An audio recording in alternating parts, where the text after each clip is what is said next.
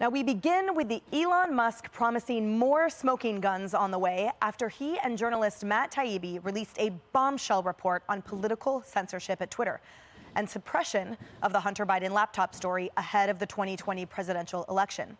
Taibbi making the revelations in a lengthy Twitter thread on Friday, writing that Twitter's posts and users were routinely removed at the request of both political parties, noting that Democrats held far more clout on that front due to the political leanings of staff.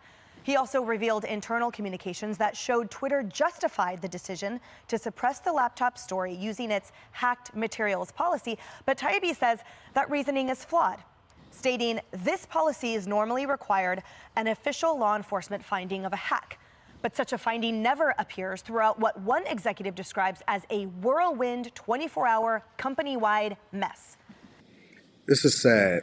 And one of the reasons why it's sad is because all of this meddling in the political process, and technology is supposed to be something that we align with that makes our lives easier, but as we know,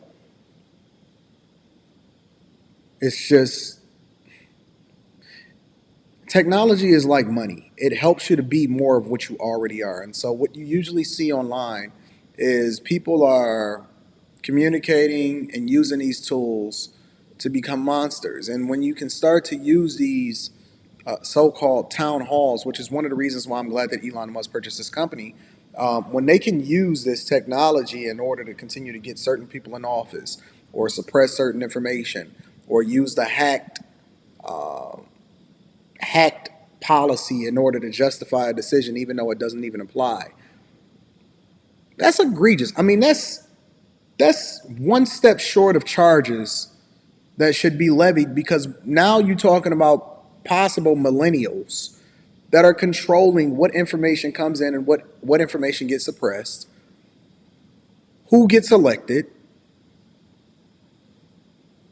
what goes on and what's circulated as far as technology, how it is that we communicate with each other in our narrative as far as how it's painted towards certain political figures. And this is largely gone on just with certain media companies in general and newspapers, but now you have individuals that are controlling in technology companies what is happening and what information is being released. And none of this stuff would have probably ever seen the light of day unless you had somebody on the right side of the aisle that is advocating for and truly becoming an advocate for free speech and no censorship. This is egregious, because then people just automatically assume that you're right when certain things happen and say, well, look at what happened to him, or look at him, he got banned, or he just won fair and square in the election. And it's all fake. It's genuinely, truly fake news. This is very bad. And according to Taibbi, that led the social media platform to take some rather surprising action. He says Twitter took extraordinary steps to suppress the story, removing links and posting warnings that it may be, quote, unsafe. They even blocked its transmission via direct message, a tool hitherto reserved for extreme cases, e.g. child pornography. Wow. During a Saturday question and answer session, Musk was asked directly about the mainstream media largely ignoring these Twitter revelations. Clearly, if Twitter is doing one team's bidding before an election, shutting down dissenting voices on a pivotal election, that is the very definition of election interference. I mean, what the hell else would you? Of course, it's like, yes. So, remember when we talked about all of these other countries meddling in the elections and things like that? I just spoke on this. I just literally emphasized how it's something that's absolutely egregious, and you cannot let this happen without consequences or punishment. I would say that this is worse than what you see happening on the news every day as far as people directly doing stuff to each other and getting arrested. These are people that are determining what policies are going to be in place based off of who gets elected. That is literally election interference. That's insane. It's absolutely insane. And so it's bothersome, because then you have to start looking at how deep does the rabbit hole go and what responsibility do we have as a society to hold these people accountable. But nothing will ever happen. Nothing will ever happen. And yet, And then you have to wonder, well, why were they so afraid of Elon Musk buying this company in the first place? And why were so many people opposed to it? Well, now we see why. It's because it actually interferes with what their true objective is, and how many times they can line their pockets, and who they want in office, and all this other stuff. It's crazy. It's absolutely insane.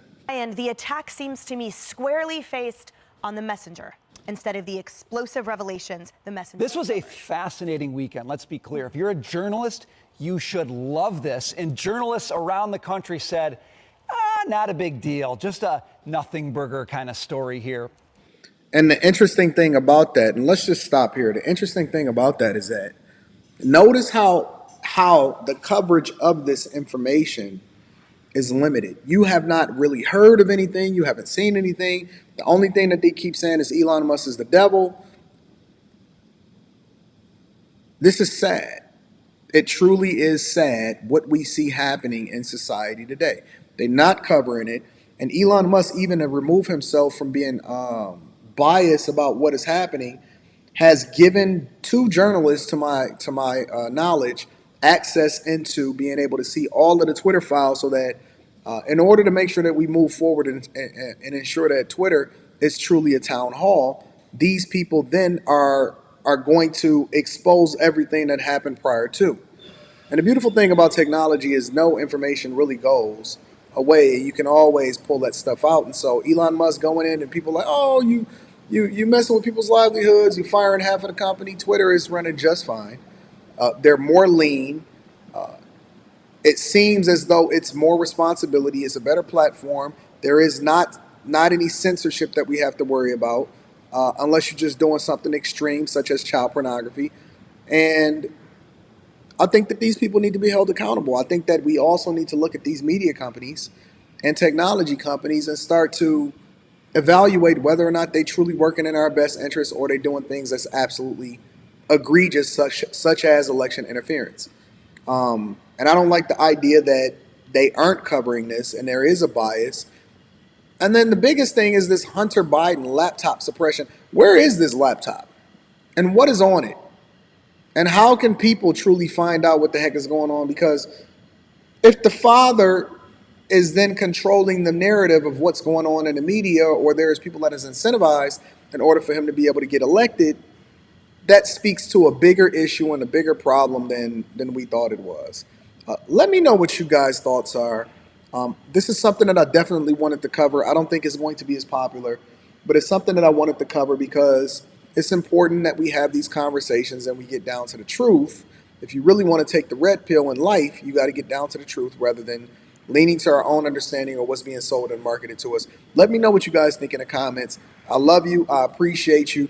Make sure you tap into the Patreon. Link is in the description, as well as pinned to the top of the chat. Also, more importantly, make sure that you subscribe to the channel, turn on your notifications, and then hit a like for the YouTube algorithm on your way back. I want to see what you guys have to say about this. Definitely wanted to publish this and get your thoughts. I'm going to holler at you later. Peace.